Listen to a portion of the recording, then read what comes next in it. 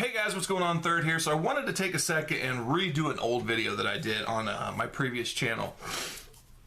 I heard this the other night, and if you've watched some of the older dragons, you know I detest this theory on a personal level. I don't fault anybody for taking that stance. It is what it is. But I did want to kind of touch on this again, and that's the Ross Perot myth. The point was made that if it came down to Trump versus Hillary or Trump versus Sanders, a number of people are saying they won't vote. They'll vote for third party. They'll write in a candidate, whatever. In response to that, you often hear, "Oh, well, if you vote third party or you don't vote, you're really voting for the other candidate," which is just patently false.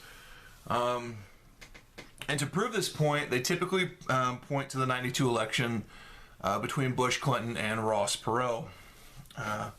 Ross Perot, I believe, to this point has the highest voter turnout for a third-party candidate in any general election since Roosevelt, I believe, Teddy Roosevelt. I might be mistaken about that, but I don't believe that I am. So anyway, I kind of wanted to go over the numbers and just show you how this breaks down and how that theory is incorrect. We look at the results. Oops.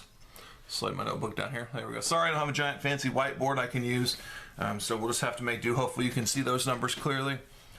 But anyway, the '92 election, George Bush received 39,104,550 votes for a total of 37.5%. Clinton received 44,909,806 for 43%. And Ross Perot received 19,743,821 votes for 19%. Now you look at that and you're obviously stating, well, clearly if Perot wasn't in the race, Bush would have won.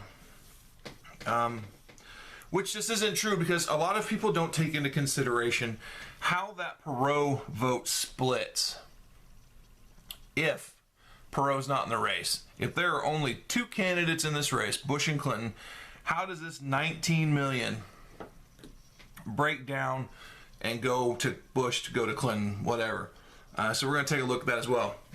Now, research says that for Bush to have won this election, if you add in Perot's votes in between Bush and Clinton, Bush would have needed 2/3 of Perot's votes, which is 13,162,547. And that's just to win between the two of them. Now, exit polling says that that's not how the vote splits. I know some people don't put in much faith in the polling, and that is what it is. We can have that argument at a later date. But there are a number of independent polling sources that conduct these exit polls. It's not CNN, MSNBC. I mean, they're there doing their own thing, but there are a number of viable, legitimate, independent sources that poll these things to get your data points to come to your conclusion. So, without Perot in the race, George Bush needs 13,162,547 of Ross Perot's 19,743,821 votes, excuse me. But exit polling data shows that Perot candidates who were exit polled, 38% answered that if they were to only had Bush or Clinton to choose from, 38% said they would have taken Bush, for a total of 7,502,652 votes, well short of the 13 million that he needed. 13 million that he needed. Of those polled, an additional 38% said that Clinton would have been their choice. So again, Clinton gained 7,502,652 votes. Excuse me. Slide that up. So that leaves us an additional 24% undecided would not vote.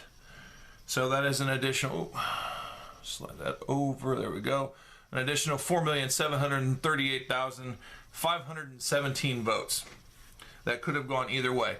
So if we take in the additional votes for both candidates from the Perot vote, George Bush would have received 46,607,202 votes. Bill Clinton would have received 52,412,458 votes. So well short, again, of beating Clinton. So even if we didn't split down this remaining 24%, the 4,738,517, even if we didn't break that down somehow into no vote, undecided, split it between the two candidates, whatever, even if we were to give Bush that entire pool of candidates, Bush's total is still short of beating Clinton. It's 51,340,719 versus Bill Clinton's 52,412,458 votes. George Bush still loses the election by 1,071,739 votes.